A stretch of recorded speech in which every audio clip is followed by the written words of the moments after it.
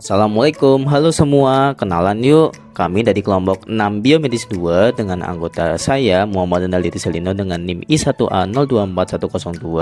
Lalu ada Jihan Nabila Salma dengan NIM I1A024113. Lalu ada Amanda Tria Ramadhani dengan NIM I1A024122. Lalu yang terakhir ada Indah Novilia dengan NIM I1A024144. Apakah kamu pernah bersepeda? Tahukah kamu, jika kita bersepeda, tubuh melipatkan sistem saraf untuk menjaga keseimbangan dan koordinasi tubuh kita. Lalu, apa itu sistem saraf? Sistem saraf adalah jaringan kompleks yang tersusun atas sel-sel saraf atau neuron dan struktur pendukungnya yang bertugas mengontrol, mengatur, dan mengkoordinasikan aktivitas tubuh manusia serta respon terhadap rangsangan lingkungan. Sistem saraf berfungsi sebagai penerima dan pengelola informasi, serta bertugas memberikan perintah kepada otot atau organ untuk memberikan respon.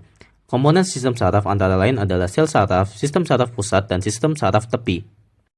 1. Sel saraf atau neuron adalah unit dasar dari sistem saraf yang bertanggung jawab untuk menerima, memproses, dan mengirimkan informasi di dalam tubuh. Neuron juga berfungsi sebagai penghantar impuls listrik yang memungkinkan komunikasi antara berbagai bagian tubuh dan otak.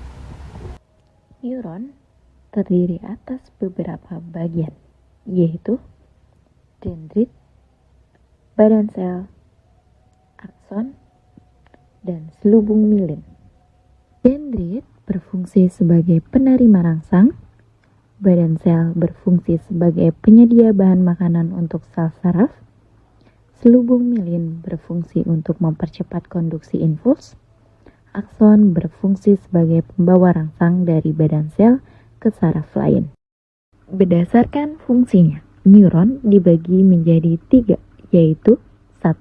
Neuron sensorik atau eferen. Neuron sensorik memiliki badan sel yang terletak di ganglion-ganglion di luar sistem saraf pusat. Neuron ini berfungsi untuk memastikan saraf pusat selalu menerima informasi tentang perubahan di dalam dan di luar tubuh. 2. Neuron motorik atau eferen. Neuron motorik adalah sel saraf yang berfungsi mengirimkan sinyal dari otak dan sumsum tulang belakang ke otot dan kelenjar di seluruh tubuh. Neuron motorik juga berperan dalam mengkoordinasikan gerakan dan respon motorik tubuh. 3. Neuron asosiasi. Interneuron atau neuron asosiasi adalah neuron yang menghubungkan antara neuron sensorik dan neuron motorik, dan badan sel biasanya terletak pada saraf pusat. Selanjutnya, sistem saraf pusat atau SSP yang terdiri dari 2 komponen yaitu otak dan sumsum tulang belakang atau bisa disebut medula spinalis. Disinilah tempat menerima, memproses, dan menginterpretasikan informasi dari seluruh tubuh. Pertama, kita akan membahas otak. Ada 3 bagian otak, cerebrum otak besar, cerebellum otak kecil, dan yang terakhir batang otak. Di dalam otak besar terdapat lapisan terluar otak besar yang disebut cortex cerebri. Dan bagian belakang otak yaitu diencephalon yang meliputi talamus, hipotalamus, dan epitalamus. Lalu otak kecil atau cerebellum ini berhubungan dengan brainstem dan midbrain. Fungsinya mengkoordinasi aktivitas otot rangka, mempertahankan keseimbangan tubuh, dan mengontrol gerakan. Yang terakhir yaitu batang otak atau brainstem, terdiri dari midbrain yaitu pusat pendengaran dan refleks penglihatan, kedua pons mengontrol pernapasan, dan yang ketiga medula oblongata yaitu mengontrol frekuensi jantung, respirasi, dan menelan. Kemudian ada sumsum tulang belakang atau medula spinalis yang berfungsi sebagai penghubung otak dengan seluruh tubuh perifer, berperan dalam proses atau gerak refleks, dan mengandung 31 pasang saraf spinal. Ada struktur sumsum tulang belakang yang perlu kita ketahui, diantaranya ada serviks, torak, lumbal, sakral, kosigel, penebalan serviks dan lumbal, cauda equina, conus medullaris, dan terakhir filum terminale. Berikutnya adalah sistem saraf tepi atau SST. Berdasarkan arah impulsnya, SST terbagi menjadi 2, yaitu sistem saraf aferen yang membawa impuls dari reseptor ke sistem saraf pusat, dan sistem saraf eferen yang membawa impuls dari sistem saraf pusat ke efektor. Lalu sistem saraf tepi diterbagi menjadi dua. Yang pertama ada sistem saraf somatik, yang kedua ada sistem saraf otonom. Sistem saraf somatik terbagi menjadi dua, yaitu saraf kranial yang berasal dari otak dan berjumlah 12 pasang. Yang kedua adalah saraf spinal yang berasal dari sumsum tulang belakang dan berjumlah 31 pasang. Lalu ada sistem saraf otonom yang terbagi menjadi dua, yaitu saraf simpatik yang sistem kerjanya merangsang kerja organ. Yang kedua ada sistem parasimpatik yang sistem kerjanya menghambat kerja organ.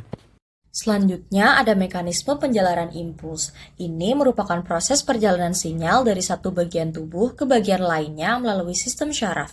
Lalu bagaimana sih perjalanan sinyal tersebut?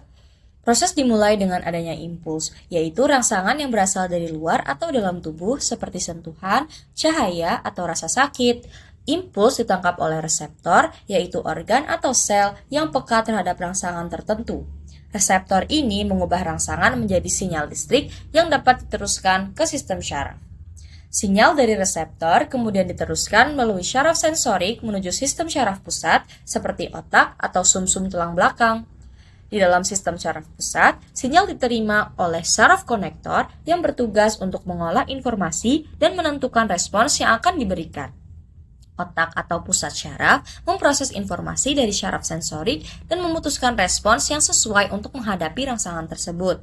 Setelah otak memberikan perintah, informasi tersebut disalurkan kembali melalui syaraf konektor menuju syaraf motorik. Perintah dari otak diteruskan melalui syaraf motorik menuju efektor, yaitu organ atau jaringan yang bertugas mengeksekusi respons. Akhirnya, efektor seperti otot atau kelenjar melakukan respons sesuai dengan perintah yang diterima. Misalnya, menggerakkan tangan untuk menarik diri dari benda panas. Proses ini berlangsung sangat cepat, sehingga tubuh dapat merespons rangsangan dengan efisien. Kesimpulan dari video penjelasan ini adalah sistem syaraf manusia terdiri dari neuron, sistem syaraf pusat, dan sistem syaraf tepi.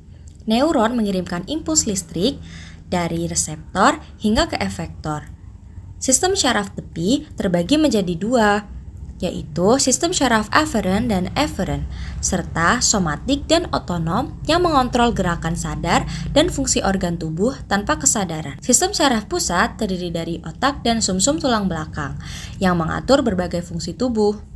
Secara keseluruhan, sistem syaraf berperan dalam mengontrol, mengatur, dan merespons rangsangan untuk mendukung aktivitas tubuh. Sekian penjelasan sistem syaraf dari kelompok kami. Semoga ini dapat membantu Anda dalam pembelajaran. Terima kasih. Wassalamualaikum warahmatullahi wabarakatuh.